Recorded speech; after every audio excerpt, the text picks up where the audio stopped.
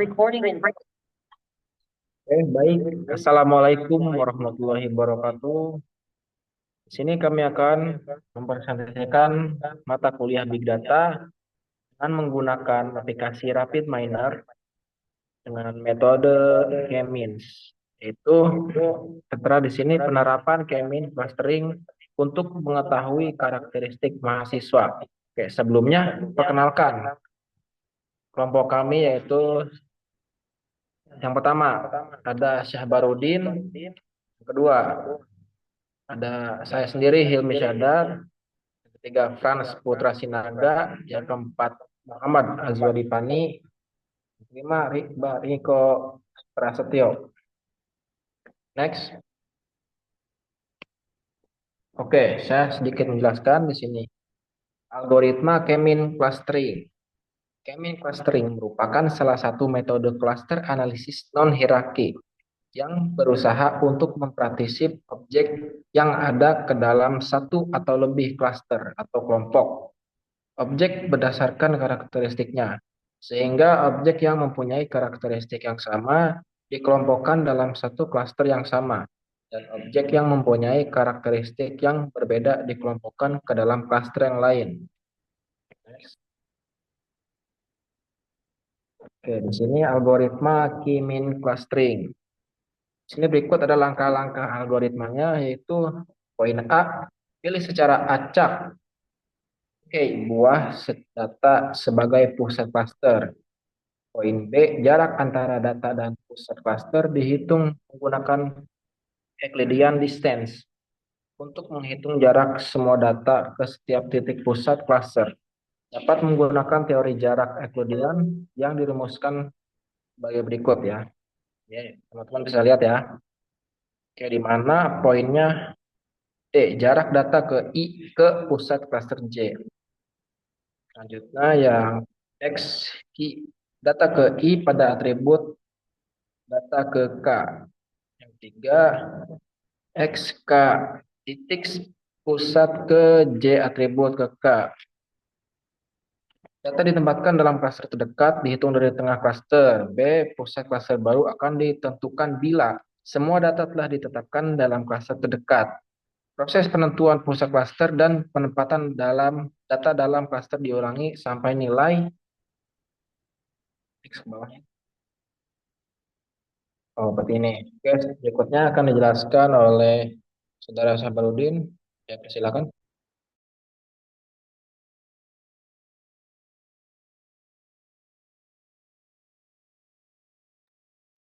Baiklah, ini penerapan dari K-means clustering untuk mengetahui karakteristik mahasiswa. Ini contoh tabelnya ya, di mana ada sampel bernama Ade Supriyan, memiliki jurusan IS, kota asal Jakarta, kemudian IPK-nya 3,6. Next. Nah, ini transformasi data. Jadi, data dari sebanyak itu kan ada beberapa tuh tadi, ada yang dari Jakarta, Jawa Barat, dan sebagian. Itu dikumpulkan menjadi sebuah frekuensi. Nah, frekuensi ini dilihat tuh paling banyak mana, kemudian setelah dibikin data urutannya, maka kota ini akan diubah inisialisasinya menjadi angka untuk lebih mudah melakukan perhitungan. Contoh di sini Jakarta. Di Jakarta memiliki 84 orang atau frekuensi. Maka di sini adalah dia urutan pertama. Kemudian disusul oleh Jawa Barat, Sumatera Utara, dan seterusnya. Next. Nah, ini untuk jurusan ya. Jurusan juga sama. Untuk jurusan akunting dengan singkat ACC, ini memiliki 46 orang atau memiliki 46 data, maka dia berada di urutan pertama dan diinisialisasikan dengan angka 1. Begitupun seterusnya sampai yang paling bawah yaitu information system. Next. Nah, ini untuk pengolahan data. Untuk pengolahan data, saya serahkan kepada Azwa.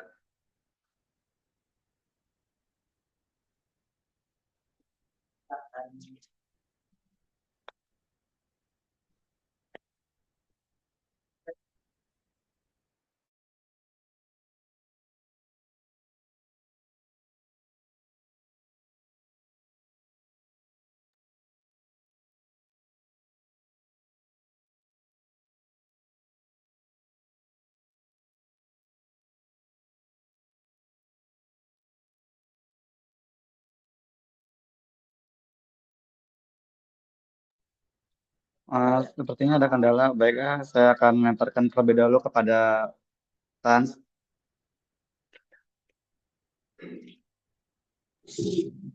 Oke, saya akan melanjutkan dari presentasi tentang pengolahan data. Jadi, setelah semua data mahasiswa ditransmosai ke dalam bentuk angka, maka data-data tersebut dapat dikelompokkan dan menggunakan algoritma Key-Means Clustering. Untuk dapat melakukan pengelompokan data-data tersebut menjadi beberapa klaster, perlu dilakukan beberapa langkah, yaitu jumlah klaster yang diinginkan dalam penelitian ini. Data-data akan dikelompokkan menjadi 3 klaster. 2, tentukan titik pusat dari setiap klaster. Dalam penelitian ini, titik pusat awal ditentukan secara random dan dapat titik pusatkan secara klaster dan dapat dilihat pada tabel berikut. Bisa dilihat pada tabel tersebut. Oke, next.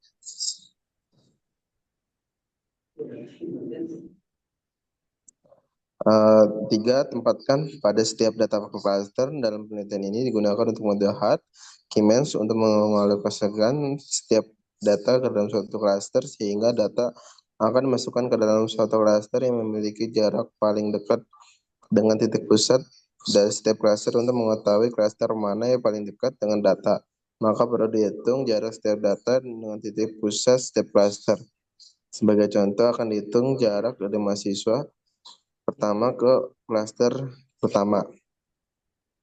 Nah, di sini ada keterangannya, ada rumusnya juga. Jadi dari hasil perhitungan di atas, untuk yang pertama itu menghasilkan klaster adalah 5.390.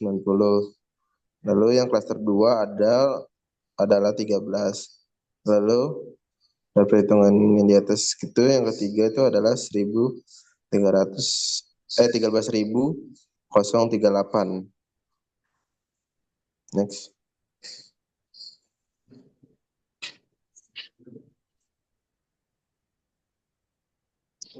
Ya, dari hasil perhitungan semuanya selengkapnya, data mahasiswa pertama dapat dilihat oleh tabel berikut. Dari data nomor 1, 2, 3, 4, 5. Lalu yang keempat kita lakukan setelah semua data terdekat, kemudian itu kembali pusat klaster yang baru dijelaskan rata-rata anggota pada klaster tersebut. Yang kelima, didapatkan titik pusat baru dari setiap klaster, lakukan kembali dari hal ketiga hingga titik pusat tidak berubah dan tidak lagi ada perpindahan satu klaster ke klaster lain. Oke, selanjutnya akan hasilnya bisa dibacakan oleh saudara Riko Prasetyo. Baik, saya akan menjelaskan hasil analisa clustering. Di sini ada tabel dari hasil analisa clusteringnya, yaitu ada hasil cluster 1. Cluster 1 terdiri dari 70 orang yang berasal dari jurusan IT, MKT, MCD, FHTM, EE, BA, dan seterusnya, dan berasal dari wilayah DKI Jakarta, Jawa Barat, Sumatera Utara, dan seterusnya. Di hasil cluster kedua, terdiri dari 132 orang yang berasal dari aktivis ACC, IB, BF, PR, IE, dan berasal dari wilayah Jawa Barat, DKI, dan Sumatera Utara. Selanjutnya hasil kluster 3. Kluster 3 terdiri dari 41 orang yang berasal dari jurusan PR, ACC, IB, dan seterusnya, dan berasal dari wilayah Sulawesi, Jawa Timur, Sumatera Selatan, dan Bali. Next.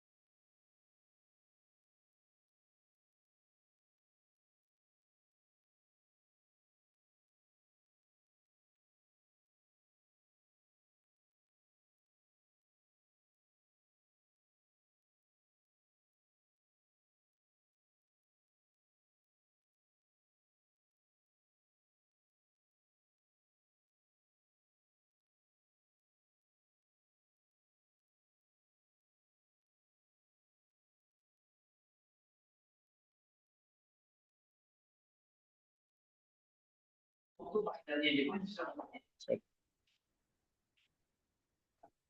Dari hasil adanya. Dari hasil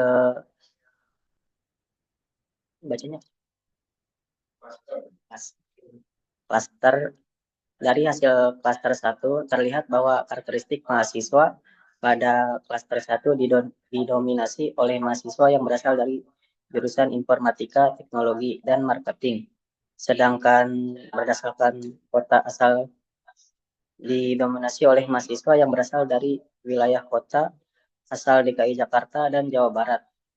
Sehingga dapat disimpulkan bahwa rata-rata mahasiswa pada klaster 1 yang berasal dari wilayah kota asal DKI Jakarta dan Jawa Barat mengambil jurusan informatika, teknologi, dan marketing. Sedangkan dari hasil klaster 3 di atas dapat dilihat bahwa karakteristik mahasiswa pada klaster 3 didominasi oleh mahasiswa yang berasal dari jurusan Public Relation, Accounting, dan International Business. Sedangkan berdasarkan kota asal didominasi oleh mahasiswa yang berasal dari wilayah kota asal Sulawesi, Jawa Barat, dan Sumatera Selatan. Sehingga dapat disimpulkan bahwa rata-rata mahasiswa pada klaster 3 yang berasal dari wilayah kota asal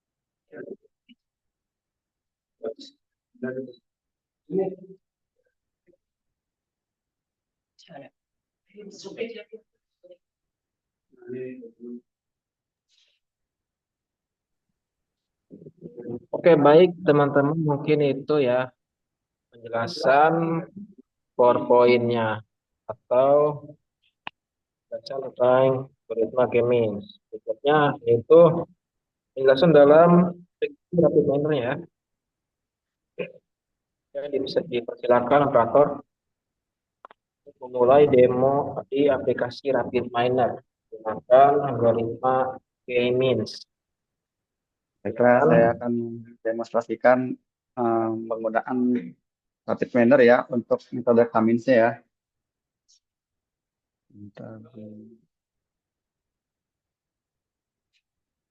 Apakah sudah terlihat?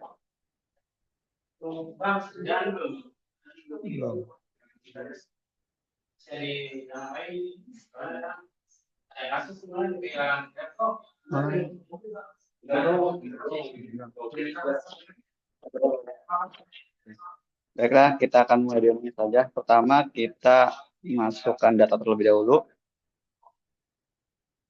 Untuk datanya kita sudah ada sampel nih.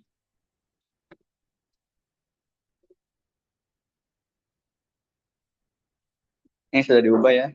Jadi kita pakai inisial saja kota dan jurusannya. Kemudian kita masukkan di sini labelnya.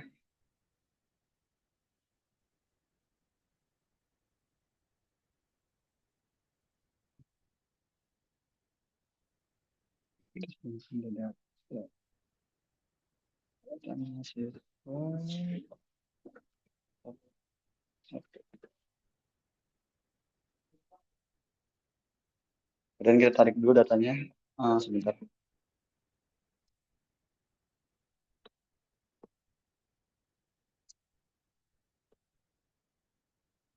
Datanya kemudian kita cari aminnya ya. Dan terakhir kita gunakan performance distance.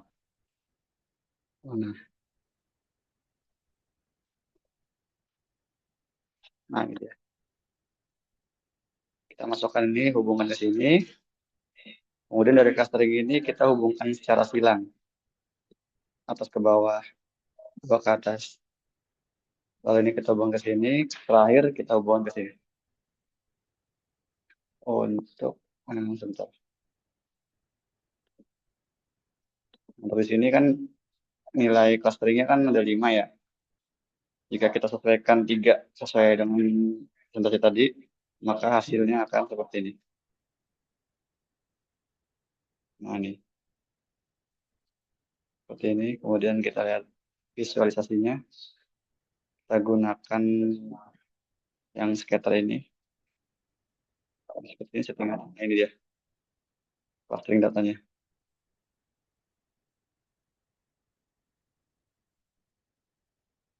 Dan untuk nilai akurasinya itu cukup rendah ya. Semakin tinggi nilainya, semakin rendah akurasinya. Untuk meminimalisir ini bisa dikurangin, tapi nanti nilai clusternya akan semakin banyak. Contoh, kita ambil, karena ini ada 20 data, kita ambil 15 data, 15 cluster lah. Nah, hasilnya akan turun. Akan semakin akurat. Tapi ini tidak bagus untuk data yang banyak ya. Yang ini kan sampelnya cuma 20. Semisal datanya 1000, itu bakal banyak clusternya. Jadi, ya inilah kelemahan dari metode kami ini nih. Ya, kurang lebihnya seperti ini demonstrasinya. Saya balikkan kepada Saudara Hilmi. Oke, baik. Mungkin itu saja ya penjelasannya. Sangat-sangat mudah dan sangat dipahami ya tentang aplikasi Rapid Miner ini. Oke, sebelumnya mohon maaf jika ada kesalahan. Ya, maklumlah manusia bukan nabi, boy. Ya, oke, baik. Itu saja dari kelompok kami. Sekian, terima kasih. Wassalamualaikum warahmatullahi wabarakatuh. Warahmatullahi wabarakatuh.